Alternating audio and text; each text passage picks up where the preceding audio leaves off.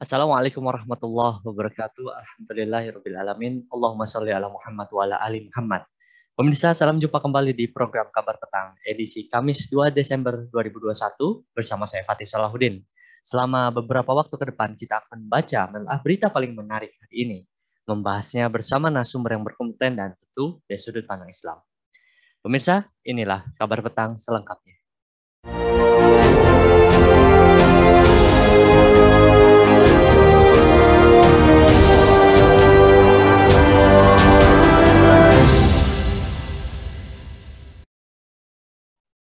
Diplomat Cina dan Rusia secara bersamaan menyerang pelaksanaan konferensi tingkat tinggi atau KTT tentang demokrasi yang digelar oleh Presiden Amerika Serikat Joe Biden secara virtual.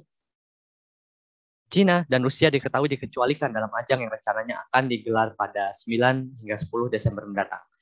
Pernyataan bersama itu dibuat dalam artikel Duta Besar Cina Win Gang dan Duta Besar Rusia Antonoli Antonoy yang keduanya menyebut rencana Amerika Serikat sebagai sebuah produk nyata dari mentalitas perang dingin.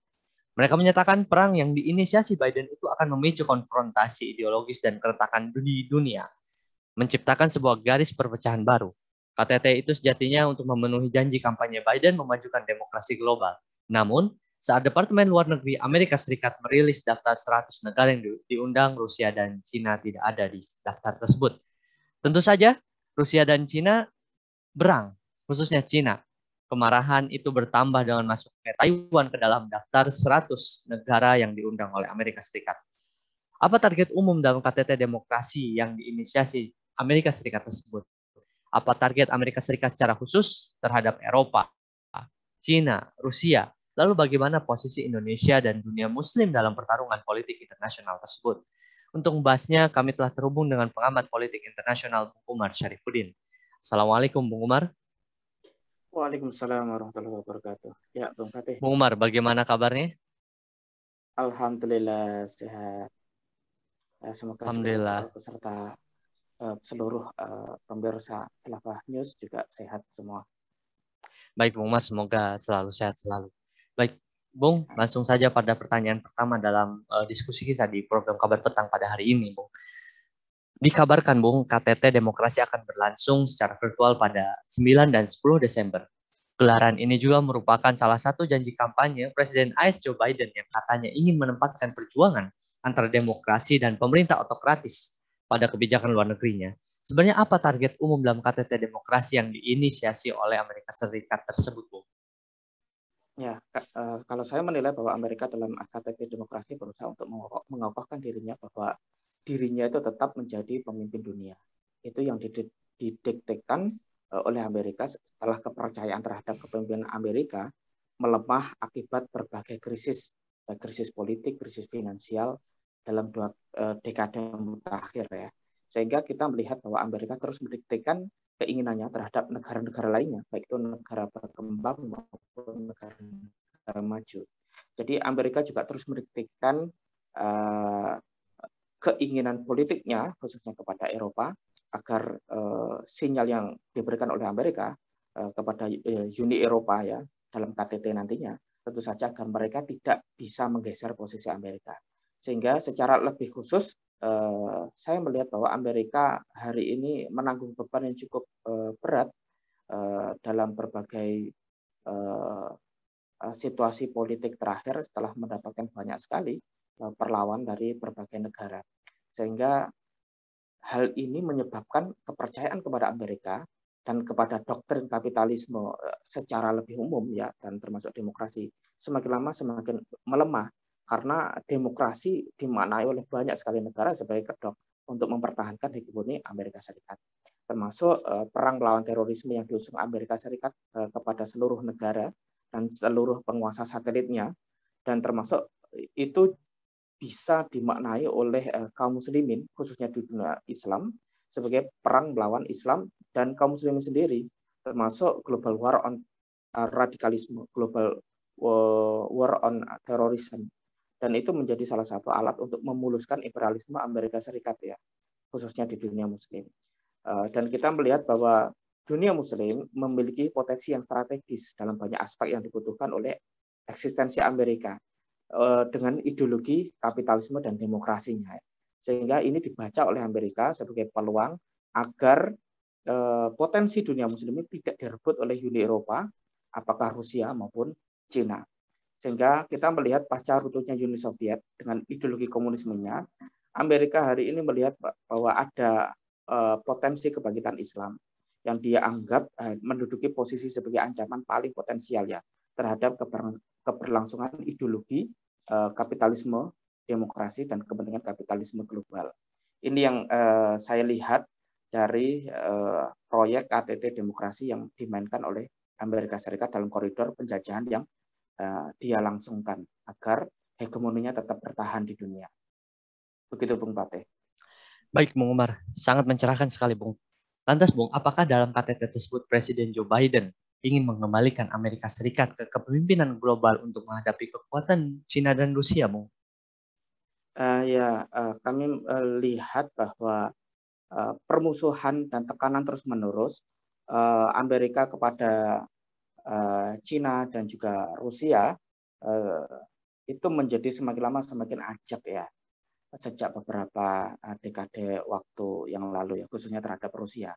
Jadi tekanan yang diberikan Amerika kepada Rusia tentu saja ya berupa bahaya yang disadari oleh Amerika bahwa Rusia terus melakukan revisi dan berusaha untuk memikat hubungan baik dengan Cina agar bisa diajak bersatu ya untuk menandai hubungan perlawanan politik terhadap hegemoni politik Amerika Serikat di seluruh dunia. Dan saya juga melihat bahwa tampaknya hubungan keduanya baik Cina maupun Rusia ya cukup mudah dipatahkan oleh Amerika Serikat, mengingat Amerika dengan tekanan yang terus-menerus dengan sanksi-sanksi yang diberikan oleh Amerika akhirnya membawa posisi Rusia menjadi titik yang semakin dekat dengan pemerintahan Biden. Karena itu Amerika hari ini berusaha untuk meraih simpati Rusia dan memiliki kesempatan emas dengan datangnya Presiden Biden untuk memperbaiki hubungan dengan Washington ya, antara Washington dengan Moskow. Artinya lembaga pemerintahan yang hari ini dipimpin oleh Biden di Amerika sengaja menggunakan pemerintahan Biden di sini untuk mempercepat peningkatan tensi sikapnya kepada Cina. Dan di samping itu juga berusaha untuk memperbaiki hubungan bilateral dengan Rusia. Sehingga ini dimaksudkan untuk merealisasi perkara yang penting bagi Amerika Serikat untuk mengalienasi Eropa dari percaturan politik dunia, di samping berupaya untuk menekan Cina hingga jatuh pada posisi yang terendah, yaitu Cina kembali terisolasi dan gagal memiliki ambisi global sehingga tidak memiliki ambisi untuk bersaing dengan Amerika. Tapi tampaknya itu cukup sulit bagi Amerika, mengingat Cina hari ini sangat menyadari ya bahaya yang mengancamnya. Karena itu saya melihat bahwa Cina juga tidak kalah cerdik untuk memikat Rusia dengan berbagai investasi. Meski cukup hati-hati tentunya. Sehingga dengan berbagai latihan militer yang tentu ditawarkan oleh Cina kepada Putin, dan itu juga berbagai dukungan dan misalkan memberikan suara yang sama ya dengan Rusia di Dewan Keamanan PBB, itu bagian dari strategi Cina agar Rusia tidak bersikap keras terhadap kebijakan-kebijakan politik Cina. Sehingga apa yang ada di benak politisi Cina hari ini adalah satu kepentingan baru untuk melunakkan permusuhan Amerika dan satu kebutuhan berusaha untuk mewujudkan hubungan yang cukup positif dengan Rusia, sehingga ketegangan yang selama ini muncul dan potensi yang mungkin muncul di masa depan itu dikurangi setahap demi setahap oleh Xi Jinping. Harapan Xi Jinping ini agar Rusia berbalik arah menentang Amerika, sehingga ketika ekonomi Cina mungkin dianggap makin lama makin besar, maka kebutuhan mendesak bagi Cina hari ini juga untuk mendapatkan bahan baku dan sumber energi yang tentu saja ada banyak sekali tersedia di Rusia, sehingga kepentingan ekonomi di sini juga menjadi salah satu motif bagi Xi Jinping untuk meraih dukungan dan meraih hubungan yang cukup baik dengan Rusia. Dan tentu saja ini akan selalu dihadang dan akan mendapatkan hambatan serius dari Amerika Serikat. Begitu, Bung. Baik, Bung. Dari sedemikian konflik, Bung. Lalu bagaimana posisi Indonesia dan dunia Muslim dalam pertarungan politik internasional? Dan perlukah Indonesia menghadiri KTT? Iya, apabila ada dua gajah bertarung, maka yang paling menjadi korban adalah rumput yang terinjak. Maka kita tidak berharap bahwa dunia Muslim termasuk Indonesia hari ini menjadi rumputnya. Harapannya dunia Muslim dan termasuk Indonesia hari ini menjadi pelaku dan aktor utama untuk mewujudkan perdamaian yang hakiki. Karena kita harus menyadari bahwa Amerika saat ini adalah gembong kejahatan di dunia yang paling sengit dan paling besar di antara musuh-musuh kaum muslimin. Dan kita harus menyadari bahwa sekarang Amerika bersiap melakukan berbagai skenario jahat. Setelah dulu melakukan berbagai skenario pembantaian di Suriah.